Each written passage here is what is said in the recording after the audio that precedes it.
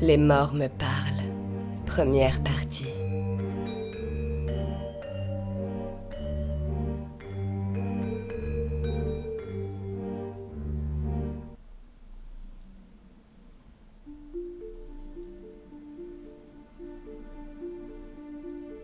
Lorsque j'ai appris qui j'allais devoir embaumer, mon cœur s'est serré. Un cas de disparition très médiatisé a fait le tour du pays ces 2 dernières années. Les parents de la jeune fille disparue la recherchaient sans relâche. Ils faisaient très souvent des apparitions publiques pour qu'on ne l'oublie pas. L'enquête de la police n'aboutissait à rien. Alors ils menaient leurs propres recherches avec l'aide des internautes. Plusieurs reportages et documentaires avaient même été consacrés à cette affaire. Une cagnotte avait été ouverte et les gens envoyaient des dons pour aider la famille. Et aujourd'hui, la police l'a enfin retrouvée. Maintenant, elle est devant moi. Elle devait avoir 16 ans, mais avait le corps d'une enfant de 10 ans à peine, complètement défigurée, recouverte d'hématomes, méconnaissable. Je n'avais jamais été confrontée à un cas pareil. Dans mon métier, j'ai l'habitude de voir des morts. Chaque jour, je m'occupe d'eux pour leur rendre un peu de dignité, pour offrir à leurs proches un dernier souvenir plus doux. Si je suis si douée, c'est parce que les morts me parlent.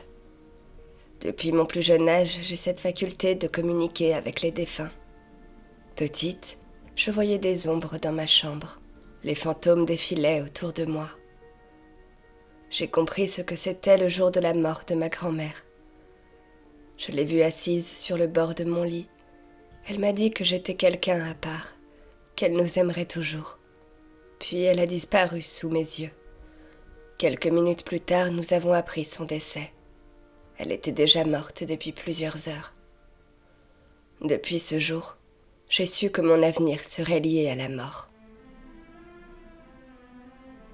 Quand la morgue a fait appel à moi pour ce cas, on m'a simplement parlé d'une reconstruction sur un corps gravement déformé.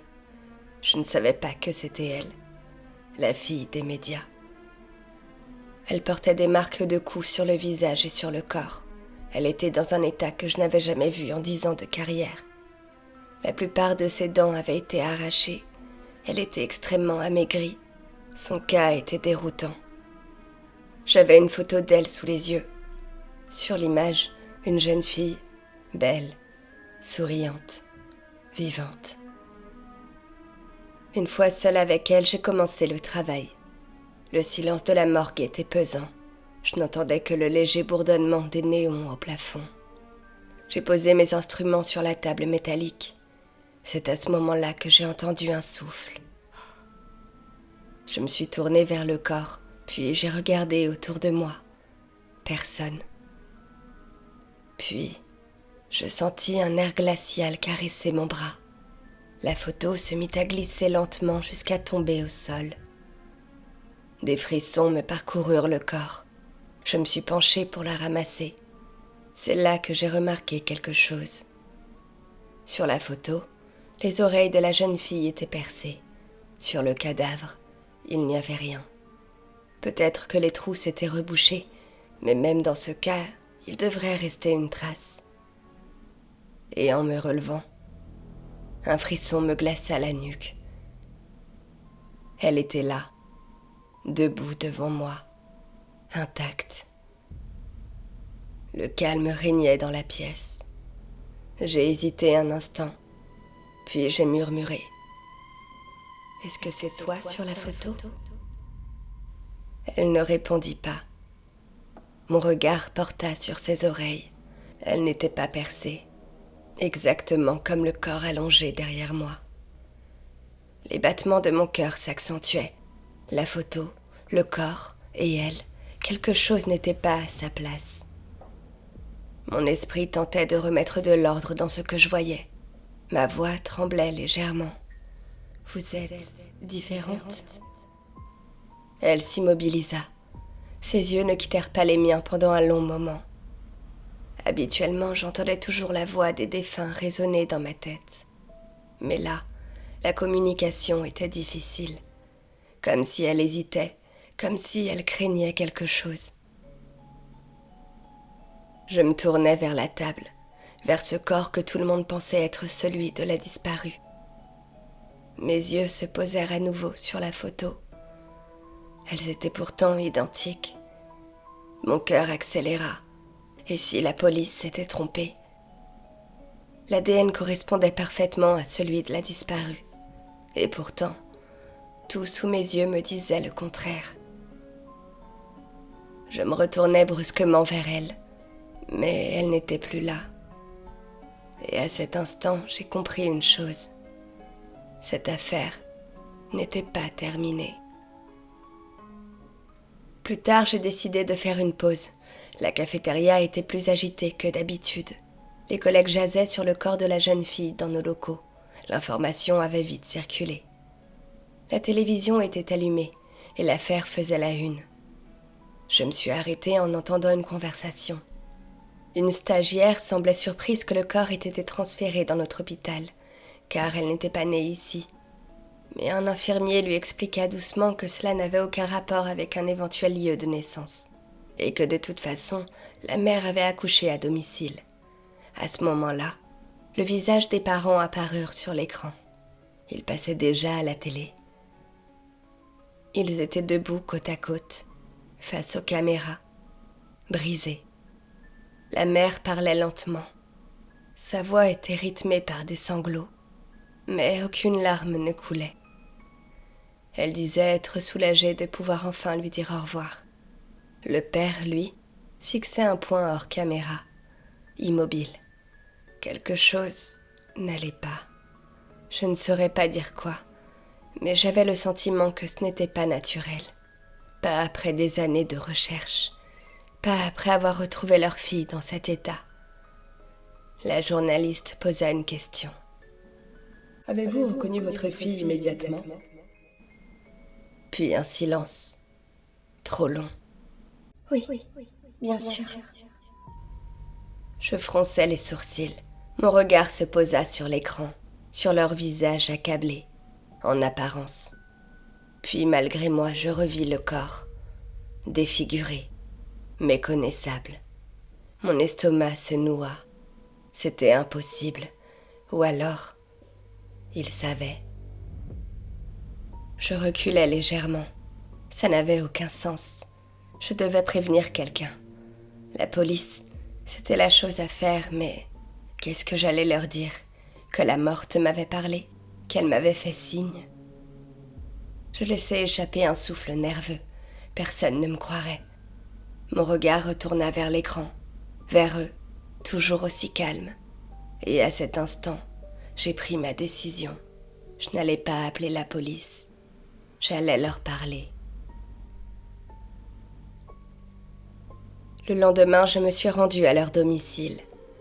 Leur maison était exactement comme dans les reportages, le genre de maison qu'on montre aux journalistes. J'ai sonné. Quelques secondes passèrent avant que la porte ne s'ouvre. La mère se tenait devant moi, pâle, tirée à 4 épingles. Ses yeux me détaillèrent en silence. « Bonjour, je suis journaliste. J'aimerais vous poser quelques questions si vous me le permettez. » Elle marqua un temps d'arrêt, puis s'écarta. « Entrez. » À peine le pied posé à l'intérieur, je ressentis une énergie lourde autour de moi. Le lieu semblait chargé. Je ne savais pas encore de quoi. En apparence, le salon était impeccablement rangé, comme si rien n'avait bougé depuis des années. Mon regard glissa autour de moi. Des photos, partout, toujours la même, souriante, parfaite. Le père était assis sur le canapé. Il ne se leva pas. Il me regarda fixement. « Tout d'abord, je suis désolée pour votre fille. » « Merci. » La réponse tomba mécaniquement, sans émotion. J'ai demandé à voir sa chambre. À cet instant, un silence pesant s'installa. La mère me fixait du regard. Le père, lui, ne bougeait pas. Alors j'ai ajouté que c'était pour l'interview, que ça me permettrait de montrer qui elle était. « Ce n'est pas possible. » Répondit sèchement son père. Pourquoi ? Cette fois, ce fut la mère qui répondit. Nous avons vidé sa chambre. Ma peau se hérissa. C'est un débarras maintenant. Un débarras. Après toutes ces années à la chercher, ils avaient tourné la page aussi vite. Je sortis mon carnet et j'ai commencé l'interview. Vous avez annoncé l'ouverture d'une cagnotte pour les funérailles. Oui, les frais sont importants et les gens veulent aider. Les gens veulent aider. La phrase me resta en tête, comme si elle parlait d'un projet et non d'un enterrement. Malgré les dons déjà reçus pendant les recherches. Un très léger flottement, presque imperceptible. Ce n'était pas la même chose. Les dons ont servi à la retrouver. Et puis, c'est normal. Les gens sont attachés à elle. Attaché. Je notais mentalement le mot, sans savoir pourquoi, mais il sonnait faux. Est-ce que vous avez pu la reconnaître? Cette fois, le silence dura plus longtemps. La mère posa lentement ses mains sur ses genoux. Une mère reconnaît toujours son enfant. Non, pas dans cet état, ai-je pensé. J'ai ensuite demandé s'ils avaient des réponses concernant l'auteur du crime. La mère me répondit qu'ils n'avaient pas encore de nouvelles, qu'ils laissaient la police faire leur travail. Puis le père nous interrompit d'un ton rauque. Vous avez d'autres questions? Son regard avait changé, plus dur, plus attentif. J'ai refermé mon carnet, je sentais qu'il était temps que je m'en aille. Non, merci pour votre temps. Le père se leva de son fauteuil pour me raccompagner vers la sortie. En passant dans le couloir près de l'escalier, j'ai cru entendre un bruit, très faible, comme un choc étouffé. Je me suis figée. Vous avez entendu? La maison travaille. Je n'ai rien dit. Puis mon sang s'est glacé. Il venait de se positionner entre moi et la porte. Il me demanda. Vous travaillez pour quel journal? Son regard pesant ne me quittait pas. Pardon? Votre journal. Mon cœur battait beaucoup trop vite. J'eus une seconde d'hésitation avant de répondre. Le quotidien national. Ses yeux se plissèrent légèrement. Puis, lentement, il se décala. Juste assez pour me laisser passer. Bien. Faites attention à ce que vous écrivez. Un courant glacé remonta le long de mon dos. Je n'ai rien répondu. Je me suis contentée de sortir sans me retourner. Mais en quittant la maison, je sentais encore leur regard sur moi. Une certitude s'était installée. Quelque chose n'allait pas dans cette famille. Le soir venu, j'étais incapable de penser à autre chose. Leur visage me hantait, leur voix, leur silence, et ce bruit étouffé dans le couloir. J'ai allumé la télévision, et aux actualités, les images de cette affaire passaient en boucle. Juste après le journal, il y avait encore un reportage consacré à cette histoire. Je suis restée devant. Mon regard fixé sur l'écran, sur son visage, celui de la photo. Un portrait lui était consacré. Mayline suivait une scolarité à domicile. C'était une enfant discrète, très attachée à ses parents. Ses voisins ont témoigné. Mayline était quelqu'un de très poli, bien élevé. Elle souriait tout le temps. Elle jouait souvent dans le jardin, mais je ne l'ai jamais vue avec d'autres enfants. C'est vrai qu'elle était plutôt timide. Puis ses parents à l'écran. Mayline avait peu d'amis. À vrai dire, c'était une fille très solitaire. À la maison, elle aimait dessiner. Elle était très créative. Elle se refermait beaucoup dans son univers. Nous étions très proches avec elle. Elle nous manque. Le documentaire montrait ensuite une séquence de leur maison. Le salon était tapissé de photos d'elle.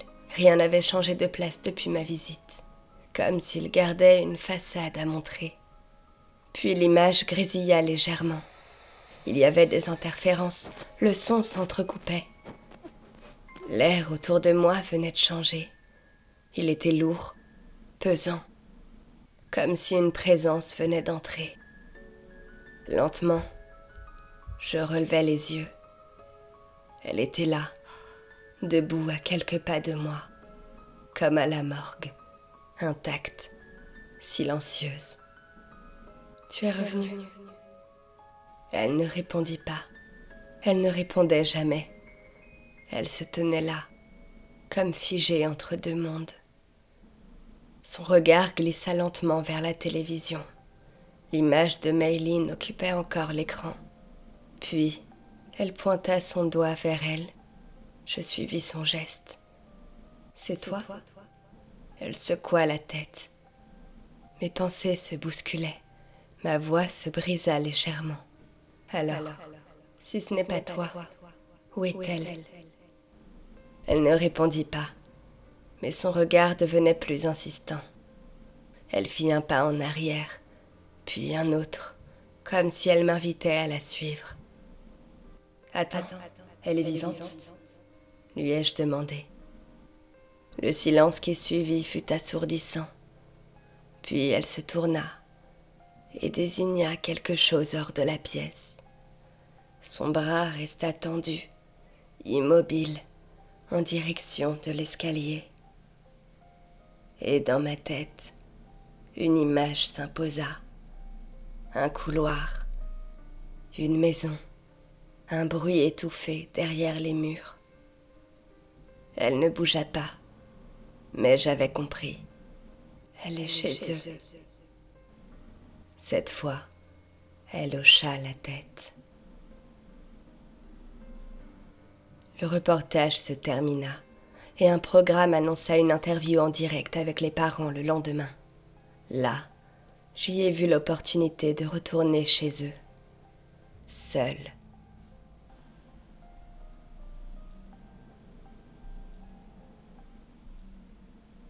Le lendemain, après le travail, j'ai attendu longtemps devant ma télévision. L'interview devait commencer en début de soirée. Les images défilaient. Puis, le direct commença. Je les ai vus apparaître à l'écran, assis côte à côte. Ils étaient calmes et maîtrisés, comme la veille. C'était le moment. Je me suis empressée de monter dans ma voiture. Lorsque je suis arrivée devant la maison, toutes les lumières étaient éteintes. Aucune voiture. Juste le bruit de la nuit. J'ai contourné prudemment la maison. À l'arrière, une fenêtre était légèrement entr'ouverte. Ça me paraissait trop facile. Je restais immobile quelques secondes, à écouter. Rien. Alors je suis entrée. L'air à l'intérieur était froid, comme figé. La maison était plongée dans l'obscurité, mais je reconnaissais bien les lieux, le salon, les photos. Cette fois, je me suis rendue jusqu'à la chambre de la jeune fille. Devant la porte, mes jambes étaient tremblantes. L'atmosphère était oppressante.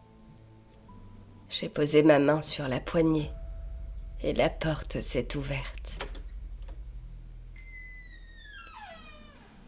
J'ai constaté. Il ne m'avait pas menti. La chambre était un débarras. Mais étrangement, c'était très poussiéreux. Comme si ce débarras était là depuis bien plus longtemps qu'il ne le prétendait. J'ai poursuivi ma visite dans la maison et suis passée par le couloir de l'entrée, celui de la veille, près de l'escalier. Et puis, un bruit, faible, étouffé, exactement le même. Je me figeai. Il venait de là, juste sous mes pieds. Je déplaçais le faisceau de ma lampe torche dans chaque recoin, lorsque je vis sous l'escalier une sorte de trappe dissimulée. En m'y penchant de plus près, cette trappe formait une entrée, à peine perceptible, comme si elle n'avait jamais été faite pour être trouvée. Mes doigts tremblaient lorsque j'ai effleuré son bord. Une seconde d'hésitation, Puis, je l'ai tiré. Un grincement sourd déchira le silence. L'air qui s'en échappa était froid. Un escalier étroit plongeait dans l'obscurité. Je restais immobile, attentive au moindre bruit. Je posai un pied sur la première marche. Le bois grinça sous mon poids. Chacun de mes pas résonnait trop fort. Plus je descendais, plus l'air devenait irrespirable. Une faible lumière jaune apparaissait en bas, vacillante. Lorsque j'atteignis la dernière marche, mon souffle se coupa. La pièce était minuscule. Il y avait un matelas au sol, sale, déchiré. Un seau dans un coin. Et contre le mur, des chaînes épaisses, fixées solidement. Mon estomac se serra. Des vertiges me parcoururent le corps. Puis mon regard s'arrêta sur les murs, tapissés de dessins, des dizaines, collés, superposés. Des traits d'enfants. Une maison, toujours la même. 2 adultes et 2 enfants. L'un des enfants était sous la maison. Sur un autre, 2 petites filles se tenaient la main. L'une souriait, l'autre n'avait pas de bouche. Un frisson glacé me traversa quand j'entendis un souffle derrière moi. Je me retournai brusquement, mais rien. Puis, je l'entendis de nouveau, faible, irrégulier. Un bruit de respiration. Mon regard se posa sur le mur d'à côté. Là, je vis une ligne, presque invisible. Une seconde porte, plus petite. Je l'ai ouverte. Et c'est là que j'ai vu l'horrible vérité. Elle était là, recroquevillée, dans un espace à peine plus grand qu'elle. Un placard creusé dans le mur. Ses yeux s'écarquillèrent, terrorisés. Elle se plaqua encore plus contre le fond, comme un animal en cage. Mon cœur s'arrêta. « Mayline ?» Elle ne répondit pas, mais son regard criait. Je restais figée, incapable de bouger, incapable de respirer. Puis je fis un pas vers elle. « N'aie pas peur, je ne vais pas te faire de mal. Je suis là pour t'aider. Il faut que tu sortes d'ici. » Je tendis la main vers elle. Elle se recroquevilla davantage, comme si mon geste était une menace. « S'il te plaît. » Elle leva brusquement les yeux vers moi et murmura d'une voix brisée. « Non. » Ma gorge se serra. « Pourquoi ? Ils vont revenir. » Elle baissa les yeux. Ses doigts se crispèrent sur ses bras. J'étais terrifiée. Je n'arrivais pas à lui faire entendre raison, mais je ne pouvais pas la laisser là. Je m'approchais encore. « Écoute-moi, je vais t'emmener loin d'ici.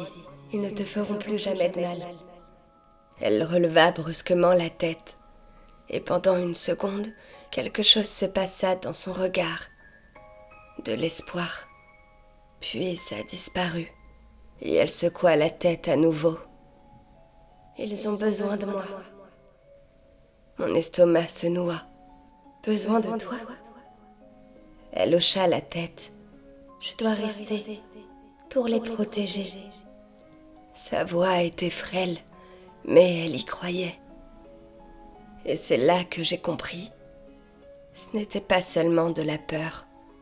C'était pire encore. Je devais la sortir de là. Si elle ne venait pas à moi, je devais venir à elle avec des secours. Ici, le réseau manquait. Alors je me suis précipitée en haut des marches pour contacter les autorités. Chacun de mes pas me paraissait si lent, Mais une fois arrivé en haut, le chemin m'était bloqué par 2 imposantes silhouettes. C'étaient eux. Ils étaient juste devant moi. Le silence était irréel.